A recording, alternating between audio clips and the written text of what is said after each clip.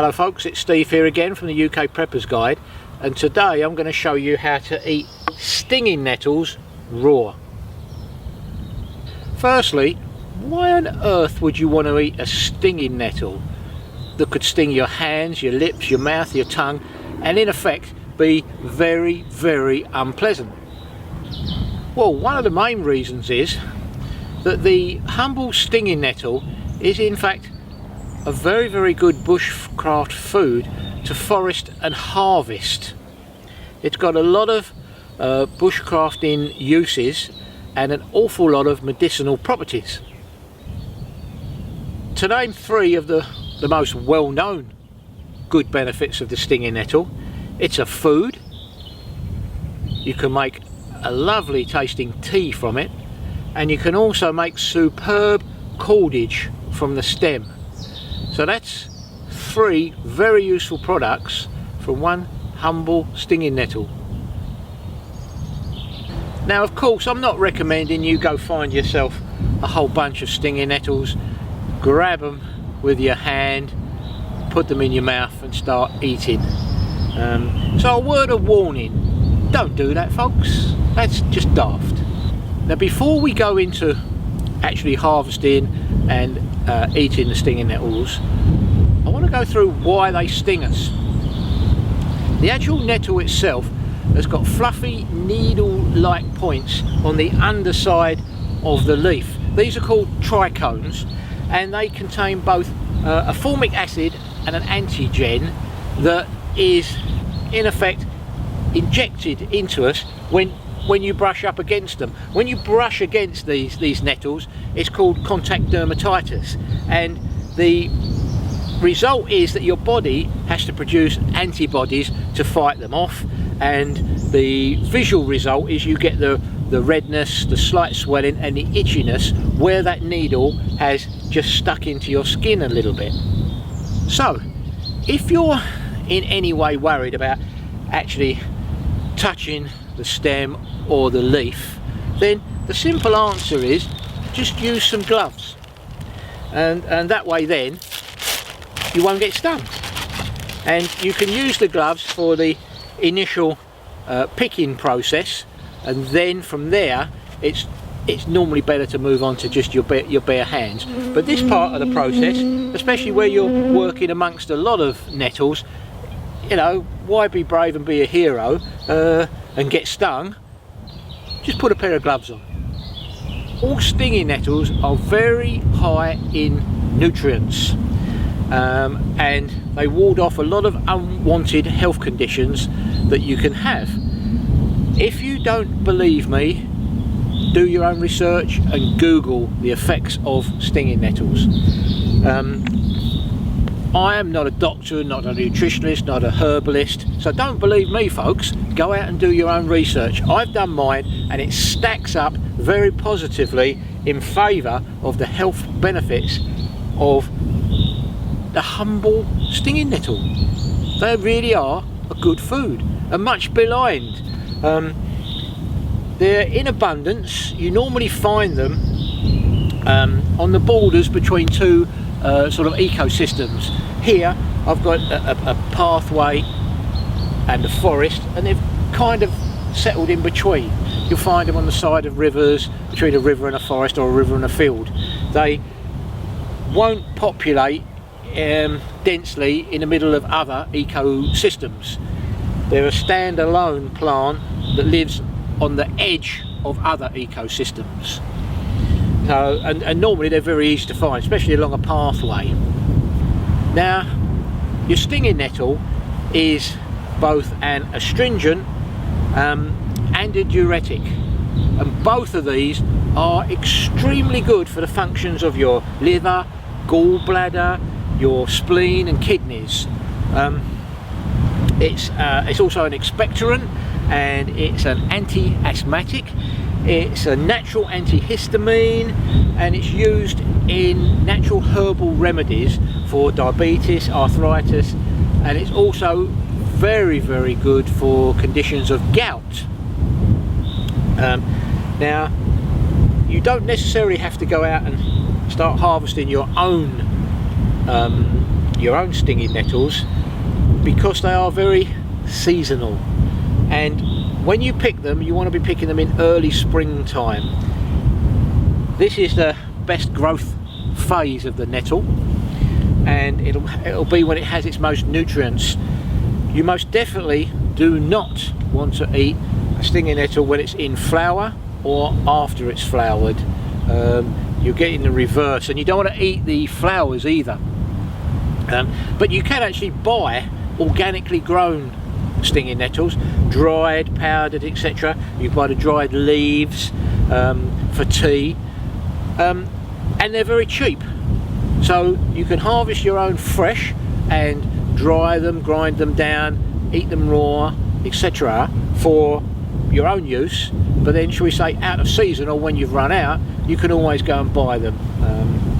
And I say they are extremely cheap, and nutritional value against the cost is fantastic. When you start to harvest and pick the leaves, don't just go in like a maniac and start ripping them all out. You're really only after the first couple of sets of leaves at the top, the youngest, most nutritionally highest leaves. By doing this, you then allowing the nettle to regenerate and carry on growing. This is called sustainable harvesting. We don't want to kill off the whole crop, we just want to take enough of what we want. So just the first couple of layers of leaves off of a few plants is much more beneficial to its whole ecosystem. Now when you pick your nettle leaf, obviously be a bit careful if you're just using your bare hands, okay, because they will sting mainly from the underside. That's where the little fluffy needles are. There is always a few stray ones on the top, so be aware of them as well. And certainly all the way down the stem there'll be the little trichomes sitting there waiting to get you.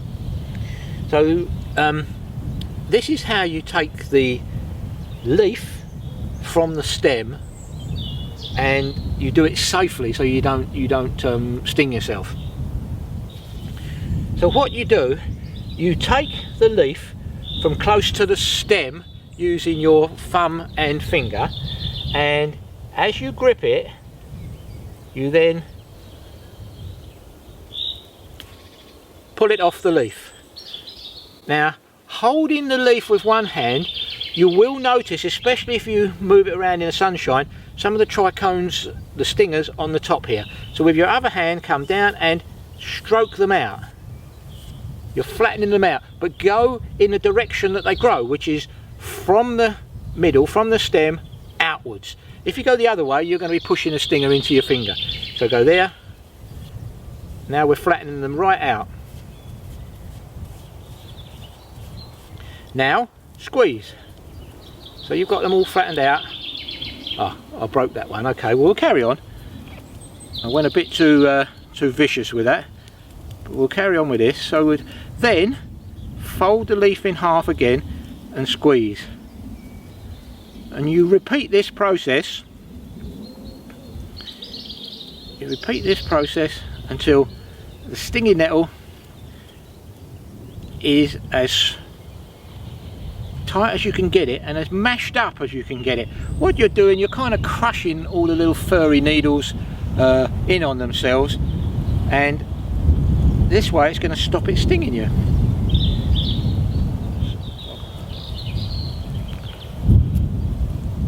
And fold in half again, and I'm really squeezing hard.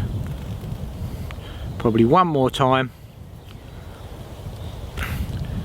And he's right squidged down. Now you could save a load of leaves and then do this process all in one go, or you could just do as I'm doing here, squidge them up individually and then pop them in your mouth. The enzymes in your mouth will also break down the break down the leaf and prevent any stray needles from stinging you. But generally this is pretty much 100% safe now. So you pop them in your mouth, and the flavour is It takes a little time to come through. It's got like a green flavour. It's got a very strong aftertaste. Some people say it tastes like prawns.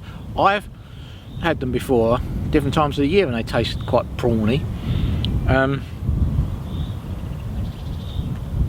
trying to describe the actual taste of this batch. It's a definite vegetable, kind of a cucumbery taste actually, but perfectly harmless, very high in nutrients, and if you harvest them like that, you'll have no problem. Nutritionally, the humble stinging nettle is also very high in vitamins and minerals. It's very high in vitamin C, it's very high in D2, it's very high in the B vitamins, and also vitamin A, the beta carotene. The mineral side, it's high in iron, zinc, magnesium, manganese, potassium, all the good things that help health and skin and nails grow and keep healthy. So all in all, the humble stinging nettle really is one of the all-round good guys, and it's something to look out for when you're in the woods and you're foraging. Now, it's probably better to have a little possum bag with you or something, and pick them off as you go, plonk them in there, and then when you get back to camp, process them there all in one go, rather than do the odd one like I've just done. But what I've tried to do here is show you how you can eat them raw, and nutritionally they're fantastic. They've got a very pleasant taste, and you can't go far wrong with them really. So I hope that's kind of given you a bit of info on the stinging nettle, made you less afraid of them, realised that they are a good guy and they should be around. So thanks for watching, and I'll catch you on the next UK Preppers Guide video. So for now, take care folks, stay safe, and I'll see you later. Bye for now.